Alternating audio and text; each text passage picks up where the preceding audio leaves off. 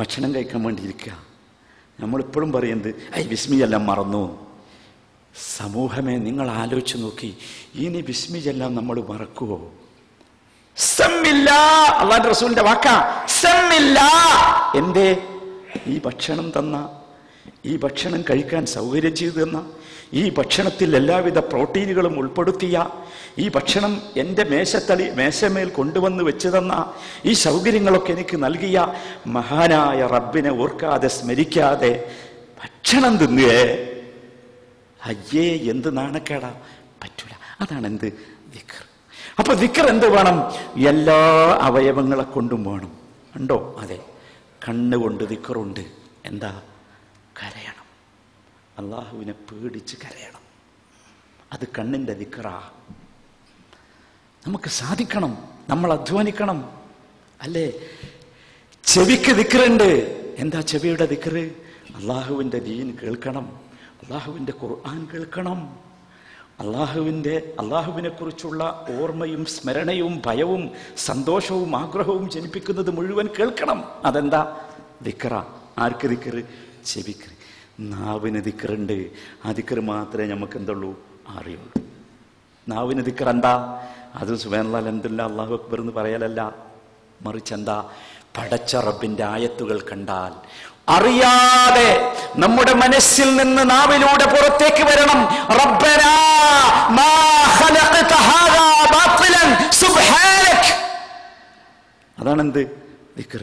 പടച്ചോനെ ഇങ്ങനെ നോക്കി നിൽക്കുക നമ്മൾ. എന്തോ ഒരു അത്ഭുതമാണല്ലേ ഈ മരുഭൂമി. ഈ മരുഭൂമിയെ ഈ രൂപത്തിൽ സംവിധാനിച്ച നാഥാ, ഇതൊന്നും നീ അർത്ഥശൂന്യമായി സംവിധാനിച്ചതല്ലല്ലോ. അതുകൊണ്ട് നീ മഹാപരിശുദ്ധൻ തന്നെ. ഇതാണെന്ത്? ദിക്ർ. നാവ് കൊണ്ടുള്ള ദിക്ർ. നാവ് ഇങ്ങനെ മനസ്സറിഞ്ഞിട്ട് എന്ത് വേണം? ദിക്ർ. കൈകൊണ്ട് ദിക്റുണ്ട്. എന്താ? ഒരുപാട് ദിക്റുണ്ട്. തസ്ബീഹ് ചെല്ലാൻ കൈ തന്നെ ഉപയോഗിക്കണം. എന്താ കാരണം? ഏതെങ്കിലും ഉപകരണങ്ങളോടുള്ള ദേഷ്യമോ വെറുപ്പല്ല, അതാരെങ്കിലും മാർക്കറ്റിൽ കൊണ്ടുവന്ന് വിൽക്കുന്നതിനുള്ള വെറുപ്പല്ല. എന്താ കാരണം? ഈ വിരലുകളുണ്ടല്ലോ, പടച്ച റബ്ബിന്റെ മുമ്പിൽ നമുക്ക് സാക്ഷികളാവും. സുബ്ഹാനല്ലാഹ്, ആലോചിച്ച് നോക്കൂ. അള്ളാഹുവിന്റെ മുമ്പിൽ ഈ വിരലുകൾ നമുക്ക് വേണ്ടി സാക്ഷി പറയുമെങ്കിൽ ദിക്ർ ചെല്ലേണ്ടത് പിന്നെ എങ്ങനെയാകണം? പിന്നെ ഇതിന് വേറെന്ത് വേണ്ട? നൂല് വേണ്ട, മെഷീൻ വേണ്ട, മണി വേണ്ട, സാധനങ്ങൾ വേണ്ട, കല്ല് വേണ്ട, ഒന്നും വേണ്ട. പോരാ, കൈ കൊണ്ടുള്ള ദിക്റാണ് നമ്മുടെ കീശയിലുള്ളത്. നമ്മൾ അധ്വാനിച്ച് ഉണ്ടാക്കിയ കീശയിലുള്ളത് പ്രയാസവും ബുദ്ധിമുട്ടും അനുഭവിക്കുന്നവനെ കാണുമ്പോൾ എടുത്തു കൊടുക്കുക. കൈകൊണ്ട് ചെയ്യേണ്ട ദിക്ർ.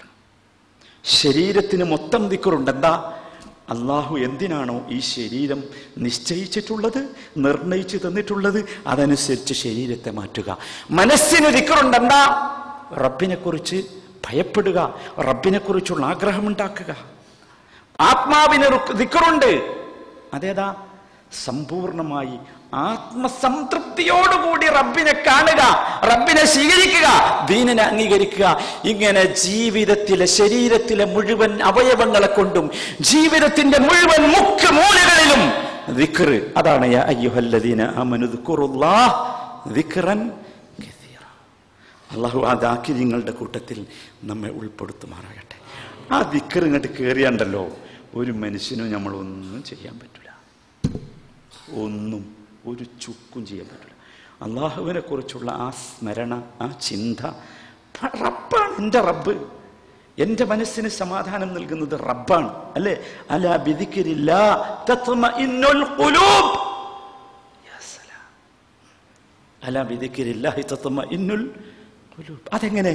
അള്ളാഹുവിനെ ഓർത്താൽ മനസ്സിന് സമാധാനമുണ്ടാവുക. അള്ളാഹ് നമ്മളോട് ചോദിച്ചില്ലേ, അമ്മൻ യുജീബുൽ മുദ്തറ ഇദാ ദഅ വയക്ഷിഫുസ് സൂ. കൂട്ടരെ, നിങ്ങൾക്കൊരു ദുരിതം വന്നാൽ, പ്രയാസം വന്നാൽ, ആ ദുരിതത്തിൽ നിന്ന്, പ്രയാസത്തിൽ നിന്ന് നിങ്ങളെ കരകയറ്റാൻ നിങ്ങൾ ഈ റബ്ബിനോട് പ്രാർത്ഥിച്ചാൽ, ആ റബ്ബല്ലാതെ ആരാണ് നിങ്ങളുടെ പ്രാർത്ഥന സ്വീകരിക്കുക?